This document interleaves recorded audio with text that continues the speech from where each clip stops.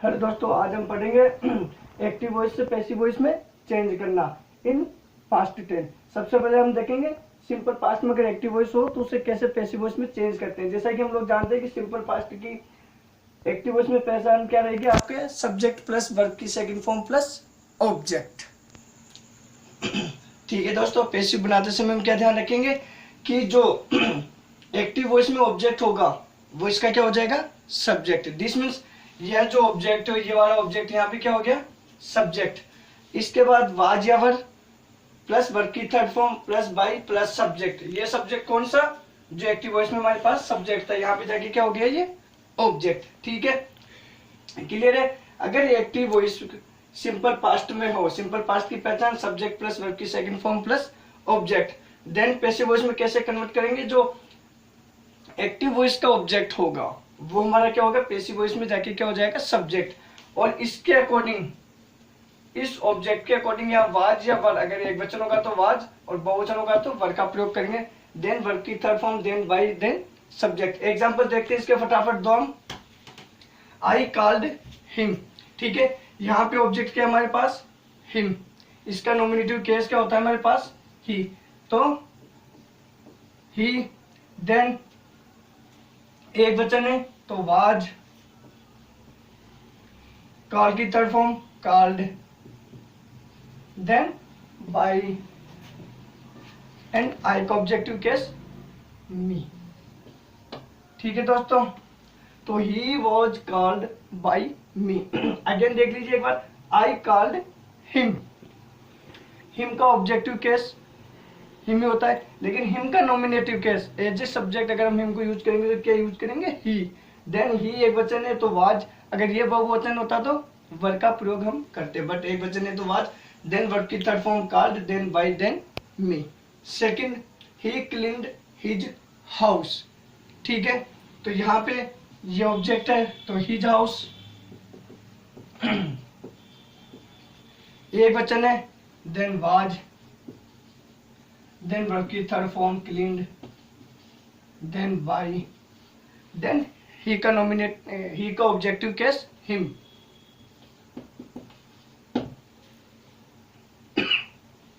ठीक है दोस्तों, दो example, he cleaned his house, his house was cleaned by him. Clear है। नाउ अगर active voice past continuous tense में, पास्ट कंटिन्यूअस टेंस में हो, दिस मीन्स एक्टिव वॉइस में क्या आएगा, subject plus was were plus verb की first form में आईएनजी, देन ऑब्जेक्ट। तो इसको चेंज कैसे करेंगे, पैसिव वॉइस बनाते समय हम लोग एक्टिव वॉइस का जो ऑब्जेक्ट होगा वो पैसिव वॉइस का एज ए सब्जेक्ट हम यूज करेंगे। देन वाज या वर अकॉर्डिंग टू दिस ऑब्जेक्ट, या हम यूं कहें पैसिव सब्जेक्ट जो कि एक्टिव वॉइस में ऑब्जेक्ट था उसके अकॉर्डिंग वाज या were plus being plus verb की third form plus by plus subject. ठीक है, एग्जांपल देखते हैं इसके दो हम। ठीक है दोस्तों, हो गया ये। इसके बाद हम देखते हैं इसके एग्जांपल। ठीक है, पहला एग्जांपल है, he was writing a letter. Passive voice में बनाते समय ये इसका ऑब्जेक्ट है, देन ये इसका सब्जेक्ट हो जाएगा पैसिव वॉइस में, तो ए लेटर। ठीक है, ये हमारे पास क्या है, सिंगुलर, दिस मीन्स एक वचन, तो ए लेटर वाज। ठीक है, वर्ब की थर्ड फॉर्म बाद में, पहले बीइंग। देखो दोस्तों ध्यान रखिएगा, पैसिव वॉइस जब भी हम बनाएंगे कंटिन्यूअस टेंस का तो हेल्पिंग वर्ब के बाद बीइंग का प्रयोग जरूर करना है। ठीक है, तो ए लेटर वाज बीइंग। ठीक है, देन वर्ब की थर्ड फॉर्म रिटर्न। ठीक है, बाय, किसके द्वारा, ही। तो ही का नॉमिनेटिव ऑब्जेक्टिव केस हिम। ठीक है, देन फुल स्टॉप। तो a letter was being written by him. ठीक है, second, they were cooking food. यहां पे क्या हो जाएगा पैसिव वॉइस में, food as a we use subject. Then देखो दे वर, यहाँ पे वर्ड थी हेल्पिंग वर्ड, बिकॉज दे क्या है यहाँ पे प्लूरल नाउन। बट अब पैसिव वॉइस में एक्टिव वॉइस का ऑब्जेक्ट था वो एज ए सब्जेक्ट हम यूज कर रहे हैं, फूड यहाँ पे मान रहे सिंगुलर, तो फूड वाज। ठीक है, देन बीइंग, कुक की third form cooked, then by. ठीक है, एंड दे का सब ऑब्जेक्टिव केस, ध्यान रखिएगा दे का ऑब्जेक्टिव केस, बिकॉज यहाँ पे हम एज ऑब्जेक्ट दे को काम में कर लेंगे तो दे का ऑब्जेक्टिव केस देम। ठीक है, ये दो एग्जांपल थे। पहला एग्जांपल दोबारा, he was writing a letter, then इसका पैसिव वॉइस क्या हो जाएगा, a letter was being written by him. And second example, they were cooking food, तो पैसिव वॉइस क्या हो गया उसका, food was being cooked by them. ठीक है, ठीक है। नाउ अब हम पास्ट परफेक्ट टेंस में करेंगे कि एक्टिव वॉइस से पैसिव वॉइस में कैसे चेंज करते हैं। ठीक है, सबसे पहले हम इसकी पहचान देखेंगे कि एक्टिव वॉइस में सिंपल सेंटेंस में क्या पहचान होगी पास्ट परफेक्ट टेंस की। जैसा कि हमने टेंस में पढ़ा था, subject plus had plus verb की third form plus object. Then इसका पैसिव बनाते समय वही पैसिव बनाने की रूल ध्यान रखिएगा, एक्टिव वॉइस का ऑब्जेक्ट इन पैसिव में सब्जेक्ट हो जाता है, एक्टिव वॉइस का सब्जेक्ट यहाँ पे क्या हो जाएगा, एज ए ऑब्जेक्ट हम काम में लेते हैं।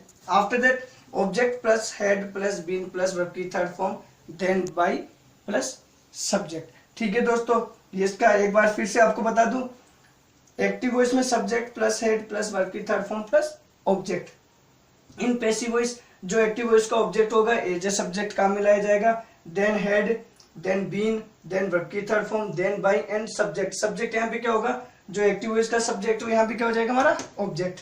ठीक है दोस्तों, नाउ एग्जांपल हम देखते हैं इसके फटाफट से। दोस्तों पहला example, they had invited me. ठीक है, जैसा कि मैंने बताया था पास्ट परफेक्ट टेंस की पहचान क्या होती है, हेड प्लस वर्ब की थर्ड फॉर्म। दिस मींस किसका सेंटेंस हमारे पास्ट परफेक्ट टेंस का। Let us start with making passive voice of this given sentence.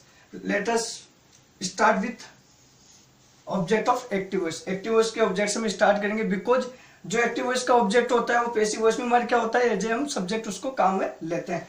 तो मी का नॉमिनेटिव क्या है, दिस मीन्स मी का सब्जेक्टिव नाउन क्या होता है, आई। तो we start with I. After that had,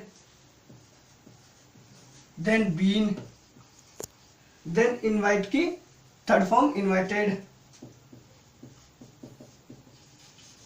then by and by के बाद में दे का objective case, this means then.